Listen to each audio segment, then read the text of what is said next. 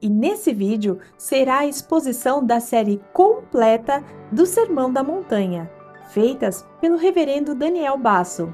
Se você ainda não é inscrito, aproveita, já se inscreva no canal, aperte o sininho para receber todas as notificações, deixe seu like e compartilhe com um amigo. O vídeo já vai começar. Olá a todos, meu nome é Daniel Basso, eu sou pastor da Igreja Presbiteriana Vinde aqui na cidade de Vinhedo. E nós daremos início hoje a uma série de meditações na Escritura Sagrada. E começaremos naquele que foi o discurso mais conhecido de Jesus de todos os tempos, o chamado o Sermão da Montanha. O Sermão da Montanha está lá no capítulo 5 de Mateus e vai até o capítulo de número 7. E ele começa com as bem-aventuranças, as felicidades plenas ou a felicidade integral. O texto sagrado começa nos dizendo o seguinte: vendo Jesus as multidões, subiu ao monte e, como se assentasse, aproximaram-se os seus discípulos e ele passou a ensiná-los, dizendo: bem-aventurados os humildes de espírito, porque deles é o reino dos céus. Jesus se coloca numa posição de mestre, pois ele o era. Os seus discípulos se aproximam e a multidão o cerca. Então Jesus passa a ensinar o caráter do cristão. As bem-aventuranças não são talentos desconexos uns dos outros. Pelo contrário, estas são as características do crente, as características do cidadão do reino dos céus. Então eu já tenho que te dizer que as bem-aventuranças não devem ser entendidas como uma característica que ou eu tenho, ou eu não tenho, ou eu posso ter umas, posso ter outras, posso não ter algumas. Não, as bem-aventuranças é o nosso caráter, é o nosso DNA, é a nossa marca. E a primeira bem-aventurança já nos é surpreendente. Bem-aventurados os humildes de espírito. A palavra bem-aventurados aqui significa felicidade plena, alegria perene, uma felicidade que não depende de coisas externas a não ser de um coração transformado. Esta bem-aventurança está relacionada com a pobreza de espírito, ou conforme o texto que nós lemos, a humildade de espírito. Ser pobre de espírito significa ter a crença, entender a realidade de que não somos nós que subimos a montanha em direção ao Senhor Deus, mas sim que o Senhor Deus enviou o seu Filho do mais alto céu para viver a nossa vida, morrer a nossa morte e nos dar a vida eterna. Ser pobre de espírito está relacionado com uma análise séria, detida, de quem de fato nós somos. Não somos merecedores do céu, não somos merecedores da salvação, não a conquistamos com o esforço do nosso braço, não a conquistamos por dinheiro algum. Somos salvos pela graça de Deus, pelo amor incondicional do Pai, que nos entregou Cristo Jesus no tempo apropriado. Felicidade verdadeira, então, está em reconhecer que somos salvos por Deus e, ao olharmos para nós, enxergamos a pobreza do nosso espírito e a miséria da nossa alma. Mas o texto não termina apenas dizendo que esta alegria está em ter a pobreza ou a humildade de espírito. O texto também nos faz uma promessa. O texto termina dizendo: porque estes que são pobres de espírito, estes que são humildes de alma, estes detêm o reino dos céus, porque deles é o reino dos céus. O reino de Deus não será conquistado na força do nosso braço. O reino de Deus será conquistado na força do braço de Jesus e na humildade de o reconhecermos como único, bendito e suficiente, Senhor e Salvador. Eu te convido nessa semana a exercitar essa humildade de espírito, a fazer uma autoanálise detida e perceber que não temos os méritos necessários, nem as características que podem nos levar até Deus. Pelo contrário, somos carentes. E por sermos carentes, o Senhor Deus nos deu o seu maior tesouro. A segunda bem-aventurança está lá no Evangelho de Mateus, capítulo de número 5, versículo de número 4, e ela é bastante conhecida da população em geral. Está escrito assim na palavra de Deus: Bem-aventurados os que choram, porque serão consolados. Nós vivemos numa cultura onde o choro é desvalorizado. Talvez você já tenha até ouvido que homem não chora, que nós não podemos chorar na frente de alguém. Chorar é demonstração de fraqueza. Lê do engano. A Bíblia nos diz que felicidade plena, felicidade verdadeira, felicidade real, ela é entregue ou dada àqueles que choram. Mas não é qualquer choro. O choro das bem-aventuranças é por sabermos que não somos capazes de herdar a vida eterna por meio dos nossos próprios atos. O choro é daquela alma que reconhece que só pode ser salvo se for salvo por alguém, que não consegue subir a montanha sozinho e chegar até Deus, que precisa de alguém que o tome pela mão. Bem-aventurados aqui, felizes, são aqueles que reconhecem a sua indignidade, reconhecem a sua pequenez, reconhecem que precisam de ajuda. E a Bíblia nos deixa claro que não são os homens, que não foram os homens, que não somos nós que subimos a montanha, mas que Deus enviou o seu Filho do mais alto céu para viver a nossa vida e morrer a nossa morte. O choro, então, é desta alma que não consegue por si só, mas reconhece que foi salva por um Salvador. O texto continua numa gloriosa promessa: Bem-aventurados os que choram, porque serão consolados. A Bíblia nos diz que o choro dura uma noite, mas a alegria vem pela manhã.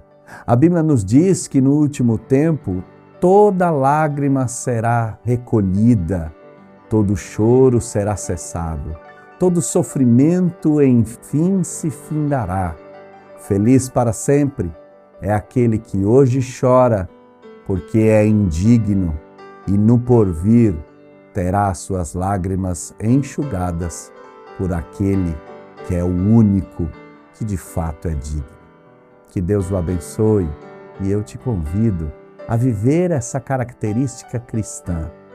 Felicidade está em chorar na presença de Deus, pois certamente, se não agora, no porvir, seremos consolados. Nós estamos na terceira bem-aventurança, que nos foi deixada no capítulo 5 de Mateus, versículo de número 5.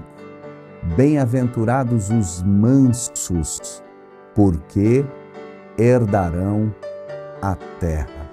Bem-aventurados os mansos.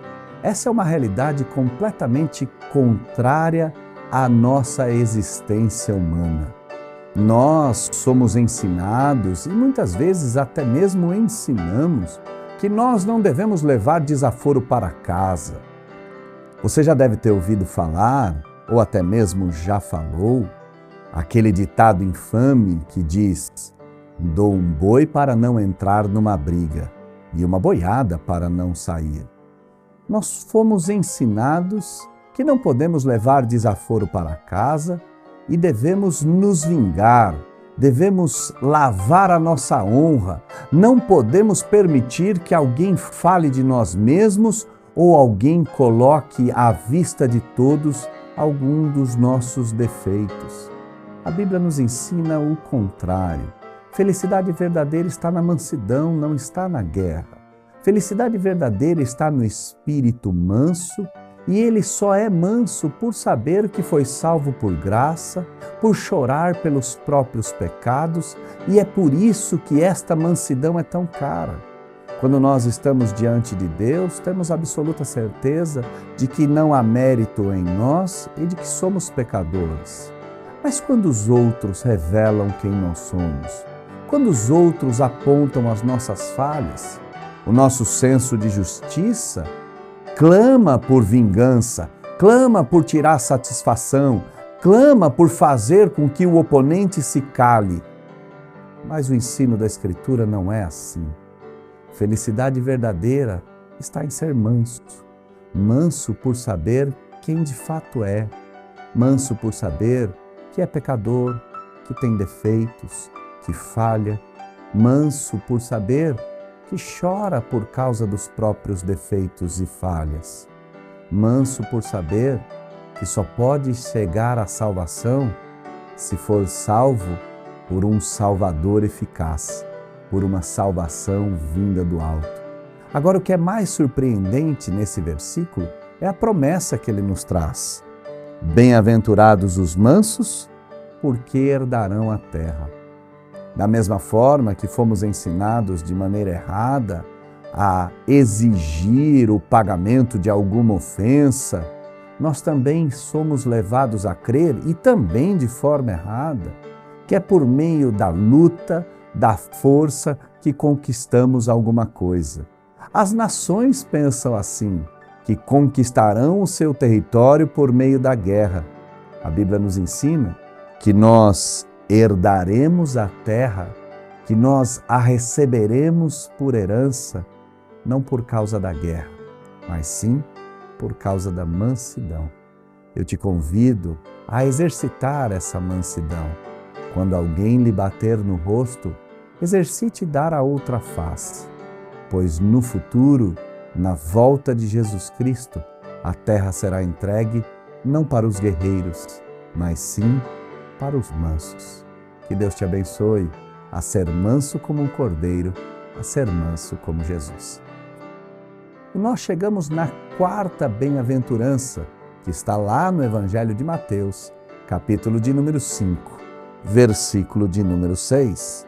O texto sagrado nos diz: bem-aventurados os que têm fome e sede de justiça, porque serão fartos. Felicidade verdadeira está em ter fome e sede de justiça. Nós entendemos que felicidade verdadeira está em ter fome e sede de coisas, fome e sede de bens. Você já reparou que muitas vezes nós falamos que precisamos das coisas que queremos? É assim a nossa vida. Chegamos ao mundo com uma mochila esvaziada e com o tempo vamos enchendo ela de coisas. Você talvez já tenha até se endividado para ter algumas dessas coisas, imaginando que elas trariam felicidade. Felicidade verdadeira não está em ter um carro zero, a casa própria, uma viagem para o exterior, uma joia, uma roupa, um eletrodoméstico, um celular de última geração. Não. Felicidade verdadeira está em ter fome e sede de justiça. E fome e sede de justiça aqui significam ter um desejo ardente de nos parecermos com o Senhor Jesus. Ter um desejo contínuo de sermos como Deus é, de termos o caráter de Deus, de o imitarmos em todas as nossas ações. Fome e sede de justiça deve ser um sentimento, uma necessidade de nos conformarmos ao Criador. E todos aqueles que têm esse desejo, essa ânsia por se parecerem com Jesus, diz-nos o texto que serão fartos.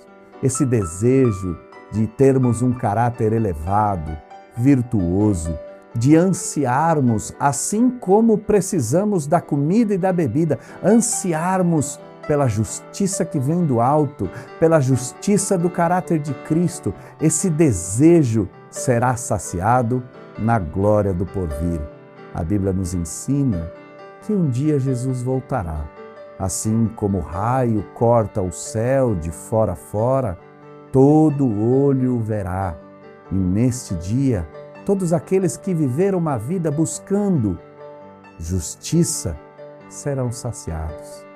Eu te convido para, nesses dias, ter fome e sede de justiça, ter fome e sede de Jesus, ter fome e sede a ponto de querer se comparar com Jesus, de se conformar com Jesus. Se pareça com Cristo, faça isso, pois em breve você será saciado. Eu gostaria de te convidar nessa semana a ter fome e sede de justiça, que você queira se conformar com Cristo Jesus, que você anseie pelas coisas vindas do alto, que você busque a Jesus e a sua justiça, na certeza de que num porvir, num futuro próximo, você será saciado. Nós estamos na quinta bem-aventurança, que está lá no Evangelho de Mateus, capítulo de número 5, versículo de número 7. E está escrito: bem-aventurados os misericordiosos, porque alcançarão misericórdia. Felicidade está em ser misericordioso. E o que é ser misericordioso? Ser misericordioso está atrelado às bem-aventuranças anteriores. A primeira bem-aventurança diz: felizes são aqueles cujo espírito tem a certeza da sua pobreza. A segunda bem-aventurança: felizes são aqueles que choram, porque reconhecem a sua pobreza. Terceira bem-aventurança: felizes são aqueles que são mansos, porque não vão lutar contra os outros quando estes revelam o nosso caráter. Ao invés disso, tem fome e sede de justiça, a quarta bem-aventurança. E por terem um caráter que se assemelha ao caráter de Jesus, são misericordiosos. Misericórdia é, tendo o direito de exercer justiça, declinar dela. Tendo o direito de exigir a paga, estender a mão. Tendo o direito de impor a espada, doar o amor. Ser misericordioso é uma característica do nosso Deus, que ao invés de derramar a sua ira sobre todos nós, derramou sobre Cristo Jesus e para nós entregou o cálice da graça, o cálice do amor, o cálice da compaixão e da benignidade. Felizes são os misericordiosos, não são os vingativos. Felizes são aqueles que estendem a mão para o inimigo, e não aqueles que decidem destruir o inimigo. Felizes são aqueles que amam e não aqueles que odeiam. E o texto nos faz uma promessa gloriosa: bem-aventurados os misericordiosos, porque eles alcançarão misericórdia. Se o nosso caráter é um caráter misericordioso, significa que nascemos de novo, que somos do Pai e para o Pai voltaremos. E assim sendo, temos a certeza de que seremos recebidos pela mesma misericórdia que nos salvou. Seremos recebidos pela mesma graça que nos tirou do império das trevas e nos trouxe para o reino do amor do Filho de Deus. Nesta semana, exercite misericórdia. Exercite misericórdia com seus filhos, com seu cônjuge, na sua família, no seu trabalho. Exercite misericórdia na rua, com o seu vizinho, no trânsito. Exercite misericórdia. Busque essa característica do Mestre. Busque essa característica de Jesus. Busque ser misericordioso, porque certamente os misericordiosos alcançarão misericórdia. Versículo de número 8, e lá na Sagrada Escritura está escrito: bem-aventurados os limpos de coração, porque verão a Deus. Bem-aventurados, conforme já foi dito nos vídeos anteriores, está relacionado com felicidade plena, felicidade verdadeira, felicidade que salta do coração, mas não depende de coisa alguma. Não é aquela felicidade comprada, aquela felicidade oriunda de coisas adquiridas. É uma felicidade perene. E a Bíblia nos diz que felizes são os limpos de coração. Alguém já disse em algum lugar que a ira, que a mágoa, que o sentimento ruim, a falta de perdão em relação a outra pessoa é como se tomássemos veneno na expectativa que o outro morresse. Um coração amargurado, um coração cheio de mágoa, um coração escurecido pela ira e pela falta de perdão é algo que mata o corpo, que envenena a mente, que condena a alma. A Bíblia nos diz que felizes são os limpos de coração. E essa limpeza de coração não tem somente a ver com a liberação de perdão. Limpos de coração está relacionado com santidade, está relacionado com pureza, está relacionado com purificação. Ninguém de fato conseguirá ter um coração puro e limpo se o Senhor do alto céu não o purificá-lo. A Bíblia nos diz que uma das promessas que o Senhor Deus nos fez é que Ele limparia o nosso coração, que Ele apagaria as nossas manchas, que Ele sararia as nossas feridas quando nós confessássemos a Ele as nossas faltas. Limpos de coração é isso, é ter o coração purificado por Deus, é ter o coração completamente limpo por Deus, é ter o coração puro e puro da mesma maneira que o Senhor Deus o é, santo, sem mácula, sem manchas. E a promessa gloriosa dessa bem-aventurança é que os limpos de coração verão a Deus. Pode parecer uma bobagem nós olharmos para esse texto, pois nós não nos damos conta do que significa ver a Deus. Lá na Antiga Aliança, no Antigo Testamento, Moisés pediu para ver o Senhor. No entanto, a glória de Deus, a santidade de Deus, a bondade de Deus é tamanha que o homem morreria, seria destruído na presença de Deus. Ninguém viu a Deus, apenas a imagem do Deus invisível, que é Jesus Cristo, o Verbo encarnado. Ver a Deus é uma promessa gloriosa, é algo que os eleitos verão no dia da volta do Senhor e no estabelecimento do seu reino. Então, bem-aventurados, felizes, são aqueles que têm o coração puro, e estes de coração puro entrarão na presença de Deus e o verão como Ele é, em toda a sua glória, em toda a sua beleza, em toda a sua bondade.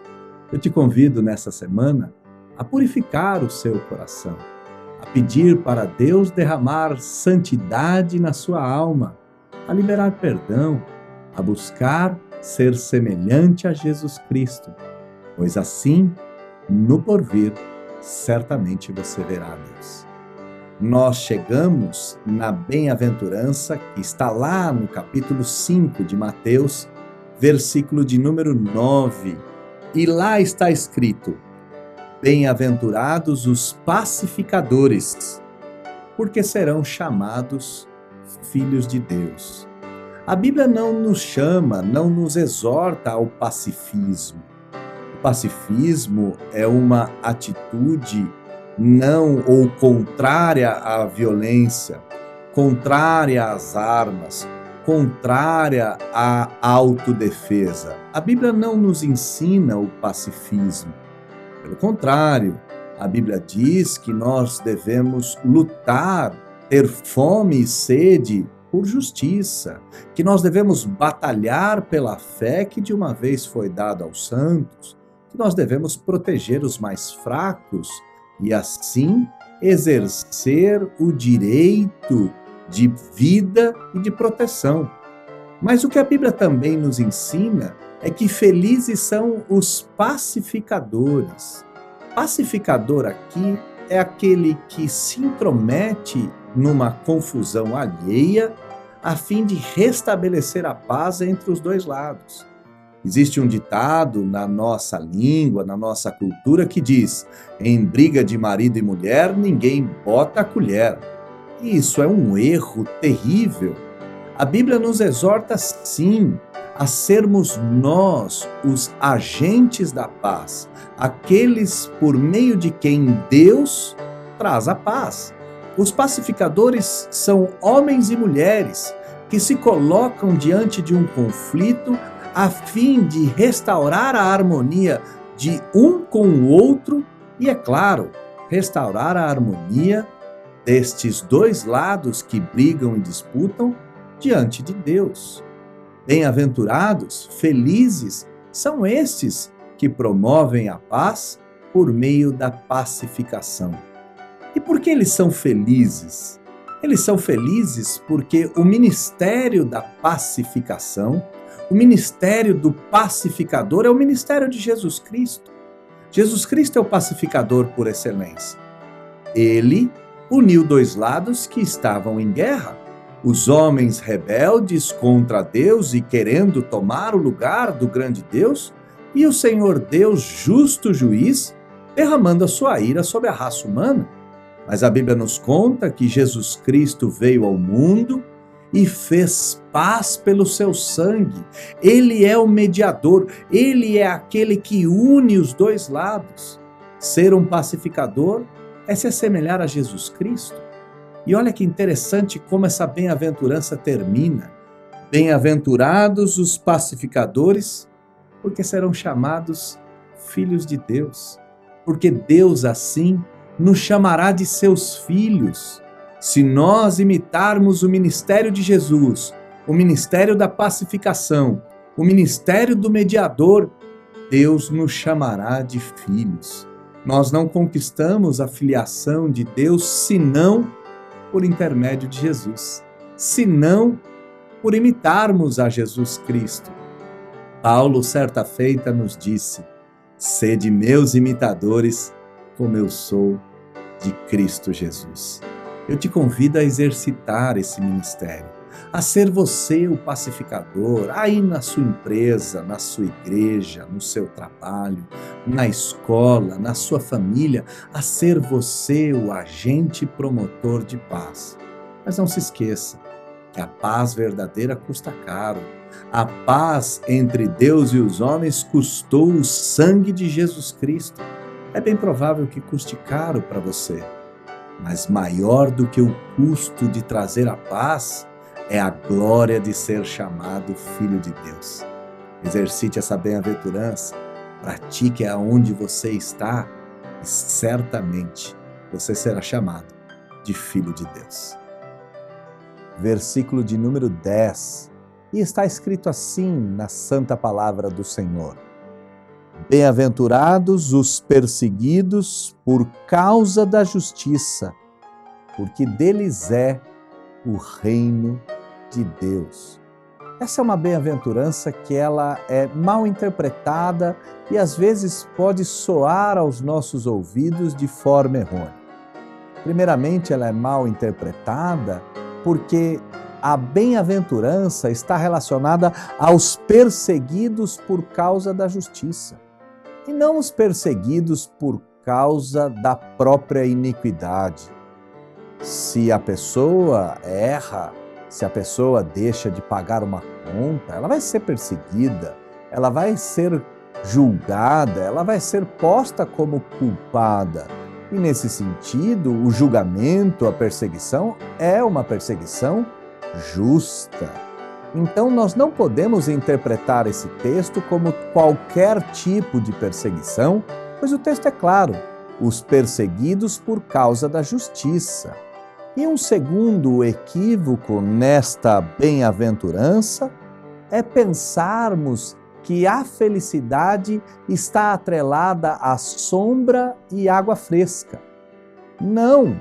A Bíblia não nos diz que a verdadeira felicidade, a felicidade perene, a felicidade plena, está em termos uma vida tranquila, deitados debaixo de uma sombra, dormindo numa confortável rede.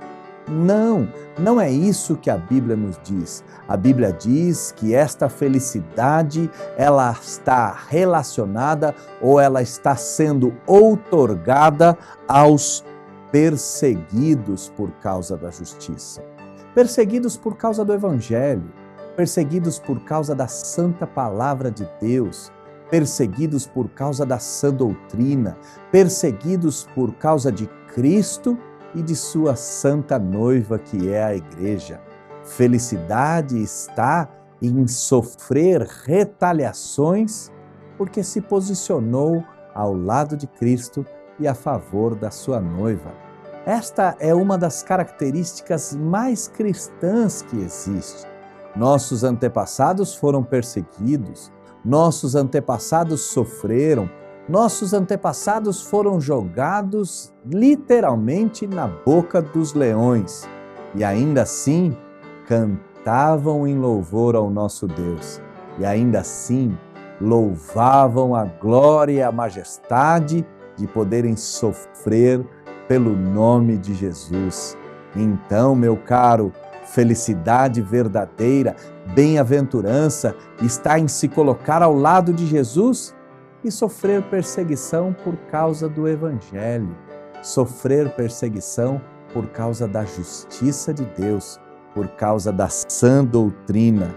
E olha o que o texto nos diz, a promessa desse texto é gloriosa. Felizes são os perseguidos por causa da justiça, porque deles é o reino dos céus. Me espanta quando crentes não são capazes de defender o Evangelho em vida e imaginam herdar a vida eterna.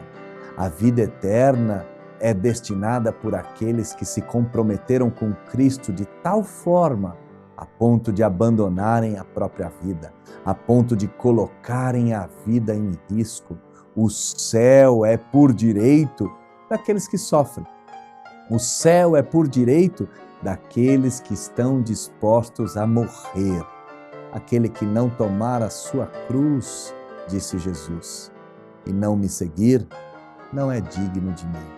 Se você está sendo perseguido por causa do Evangelho, se a sua posição cristã tem te trazido afrontas, tem te trazido xingamentos, ó, meu irmão querido, feliz para sempre tu és, e certamente o reino de Deus é vosso. Alegre-se, pois Deus se alegra nos perseguidos. 2 últimos versículos das bem-aventuranças. Alguns teólogos vão dizer que ela é mais uma bem-aventurança, outros dirão que ela é a continuidade da bem-aventurança do versículo de número 10, mas esse não é o nosso enfoque e nós não nos deteremos nesses detalhes teológicos. Vamos ler o que está escrito lá no Evangelho de Mateus, capítulo de número 5, versículo de número 11, versículo de número 12. A Bíblia diz: Bem-aventurados sois quando, por minha causa, vos injuriarem e vos perseguirem, e mentindo, disserem todo o mal contra vós. Regozijai-vos e exultai, porque é grande o vosso galardão nos céus, pois assim perseguiram os profetas que viveram antes de vós.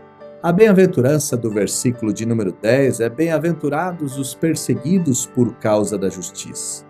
Versículo de número 11 diz que bem-aventurado são aqueles que sofrem, que são perseguidos, que são injuriados, que recebem todo tipo de acusação mentirosa. E o que a Bíblia vai nos orientar é que quando isto acontecer, quando os homens se levantarem contra aqueles que defendem o Evangelho, contra os homens começarem a perseguir aqueles que estão alicerçados na Santa Palavra, que defendem os valores que a Escritura defende e que são tão caros para a sociedade ocidental. Quando isto acontecer sobre vós, a Bíblia nos diz: alegrem-se.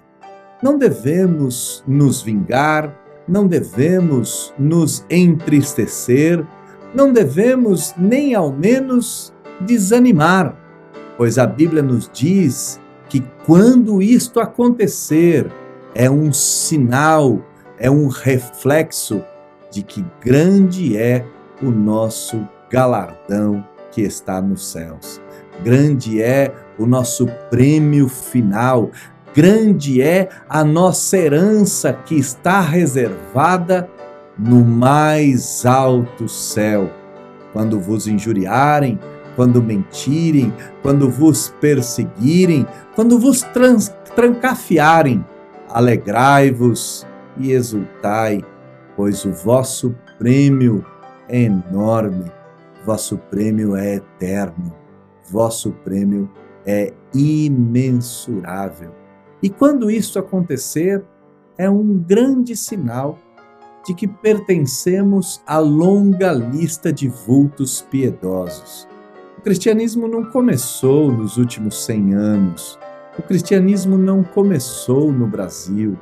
Nós fazemos parte de uma longa lista, de uma lista milenar, de uma lista repleta de homens e mulheres de fé. A Sagrada Escritura irá nos dizer, numa pequena galeria, dos heróis da fé.